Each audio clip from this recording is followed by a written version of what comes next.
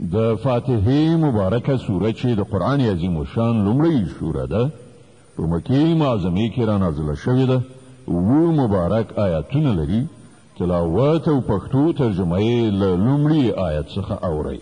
اعوذ بالله من الشیطان الرجیم پناه وړم الله تعالی شړل شوي شیطان څخه. بسم الله الرحمن الرحیم د الله په نوم چې ډېر زیات مهربان پوره رحم لرونکی دی. الحمد لله رب العالمین ټول ثنا ستاینه یوازې الله لره ده چې د ټولو کائناتو رب دی. الرحمن الرحیم ډېر زیات مهربان پوره رحم لرونکی دی. مالک یوم الدین د جزا د ورځې مالک دی. إياك نعبد وإياك نستعين اهدنا الصراط المستقيم صراط الذين أنعمت عليهم غير المغضوب عليهم ولا الضالين. مونږ همدا ستا عبادت کوو او همدا ستانه مرسته غواړو. مونږ ته سمه لاره وښیه د هغو کسانو لار چې تا پرې پیرزوینه کړې ده چې غصه پرې نه ده شوې او بېلارې شوي نه دي.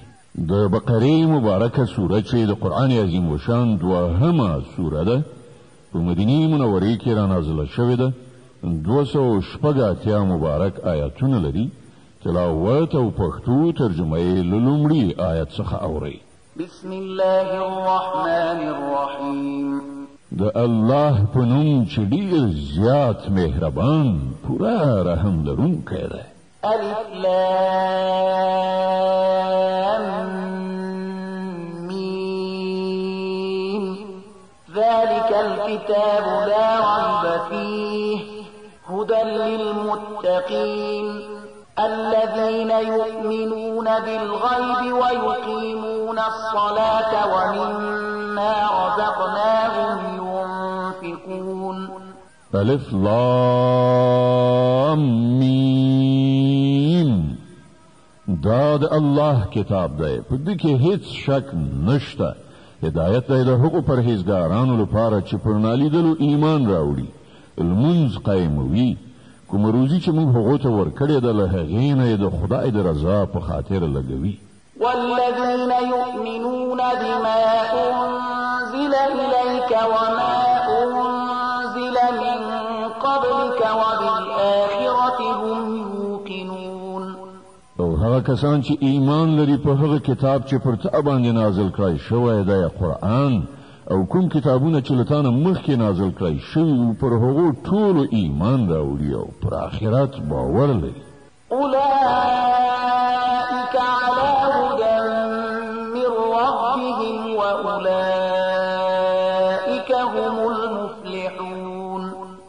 داسې خلک د خپل رب له لوري په سمه لاره دي او همغوی بری موندونکي دي. إن الذين كفروا سواء عليهم أأنذرتهم أم لم تنذرهم لا يؤمنون. کوم کسانو چې د حق د منلو څخه انکار وکړ هغو ته یو شان ده که ته هغوی وویروي یا یې ونه ویروي په هیڅ صورت هغوی منونکي نه دي. ختم الله على قلوبهم وعلى سمعهم وعلى أبصارهم غشاوة ولهم عذاب عظيم. الله د هغوی په زړونو او د هغو پر غوږونو مهر وهلی دی او د هغو پر سترګو یې پرده غوړولې ده او هغوی ته لوی عذاب ټاکل